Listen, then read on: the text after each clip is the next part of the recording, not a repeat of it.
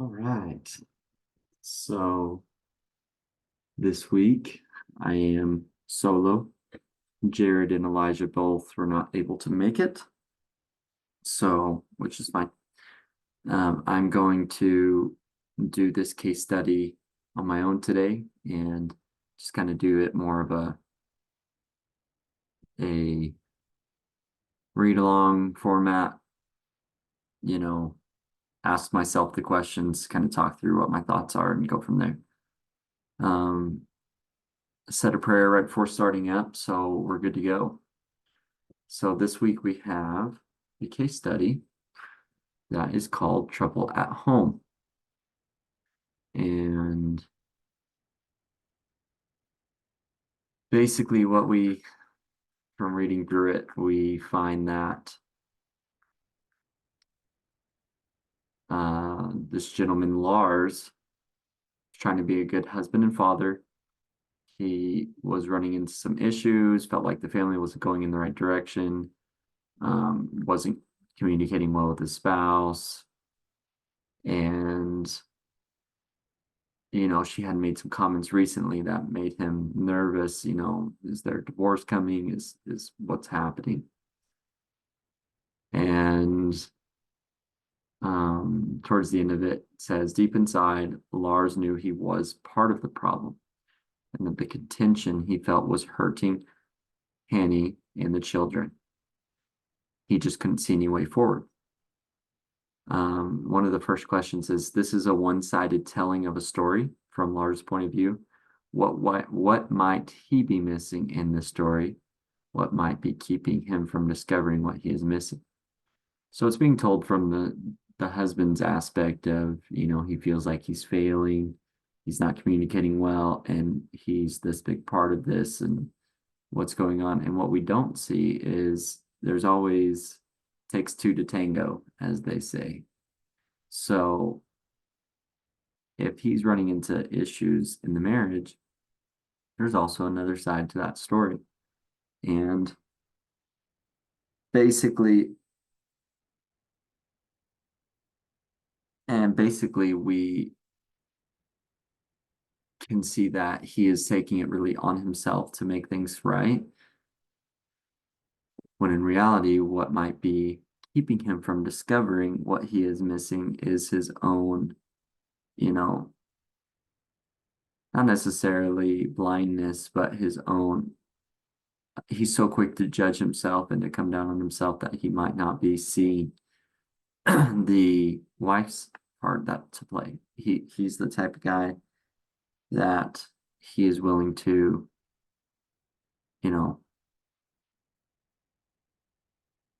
take it on himself to make it right rather than looking at his spouse.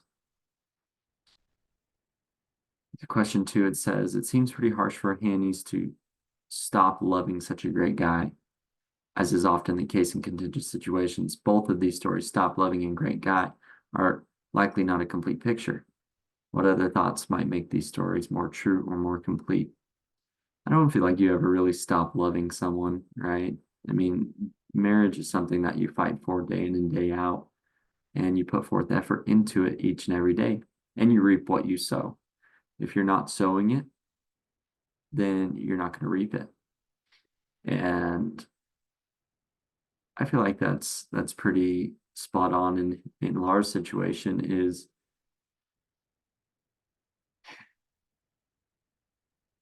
Hanny's probably, to be honest with you, has a lot of things going on in her world that has allowed the enemy to cause contention in her heart and make her not as open and receptive to her husband, and created some of the distance her own self. But we're not seeing that from this side of the story, any of her involvement in the process of the deterioration of their family.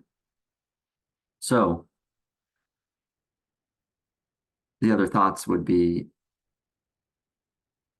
can he find it within himself to sit down and have a conversation with Hanny and is she going to be hmm, humble enough to admit any error?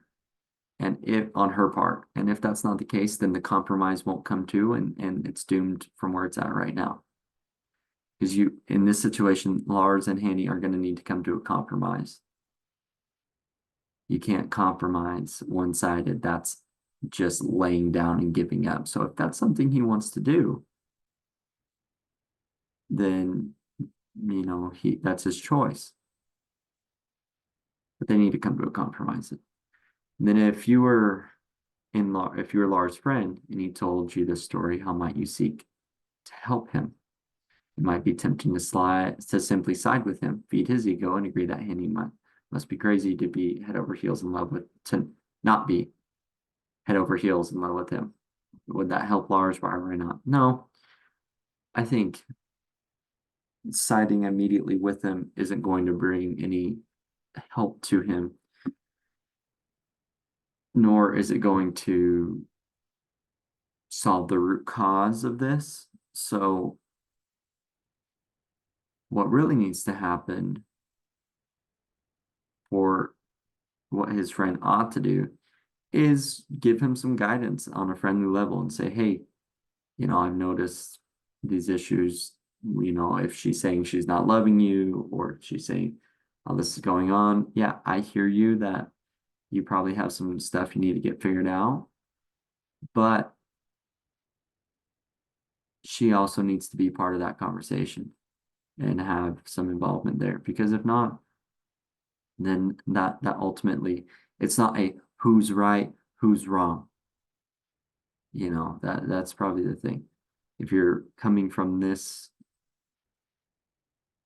case study and you're approaching it with like, okay, someone must be right, someone must be wrong in this whole entire situation. And that's going to be the person that's right, go with that and you'll be good. That's not the case here. I don't think Lars would benefit from doing that at all. So, when people are filled with contention or they're seeing an incomplete picture, what do the two great commandments teach us about how we can best help them? Well, first great commandment, love the Lord thy God with all thine heart, might, mind, and strength. The second commandment, like unto it, love thy neighbor as thyself. Not direct quote, pretty close.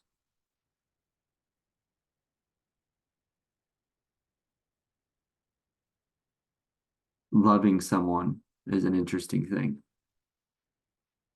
And loving the Lord is, for someone who's grown up in the church, it's something we've always tried to do. We do that through our actions, follow the commandments, show our faithfulness, read, pray, have a relationship with Him. That one's a little bit easier done, than when someone has the mortal aspect to them, like the neighbor, right? Love thy neighbor. It's easy to love Heavenly Father because He's perfect. The imperfections of the people on this earth are what make things difficult because we all have our agency, and people will do things inherently that will upset us. I don't think the Lord has ever done anything that will truthfully upset you. You may ask why in the moment, you may get frustrated with the challenges that are at hand. But getting in a situation where you're holding a long-term grudge against the Lord, I've never really heard of that happening. Sure, there's some cases like with premature passing of children, crimes against children, that sort of thing. I don't want to get too much into that. But what I'm saying is the Lord is perfect and has a purpose for everything. And we understand that. Humans don't, right? Our mortality, we don't. Sometimes we do things out of spite. Sometimes we do things out of, frustration. And the Lord just doesn't do that. So think those two commandments would be helpful for him in the situation because um, getting God in the center of their lives again would be key. Two,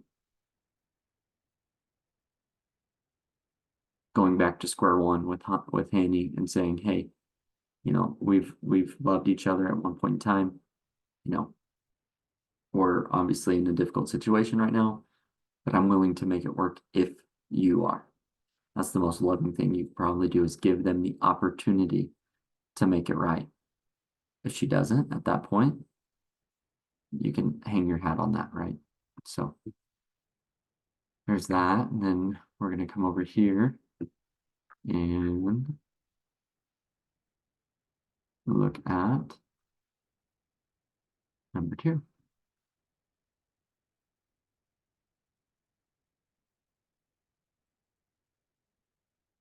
After years of ups and downs, between reasonable marital happiness and seasons of contention, self-pity, resentment, Lars was invited to attend a class in which the teacher asked the students to consider a relationship in their lives they wanted to improve.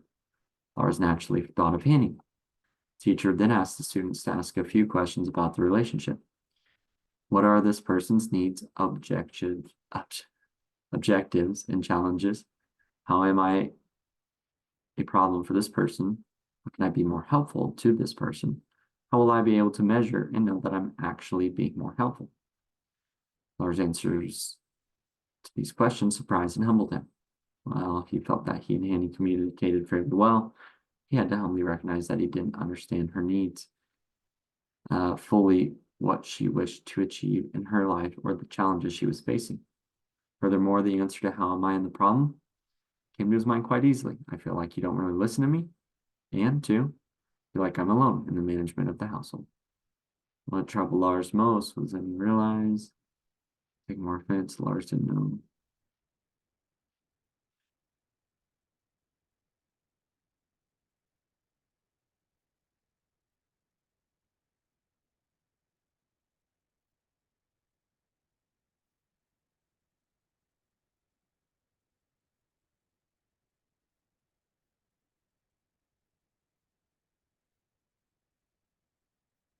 Sorry, just finishing reading this here.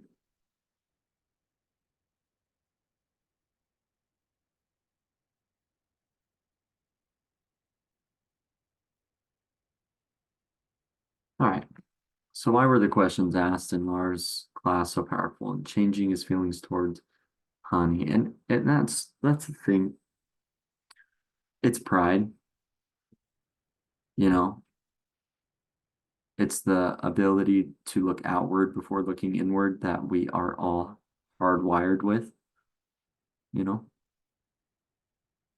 We all want to find the answer to not have to be something that we have to change ourselves.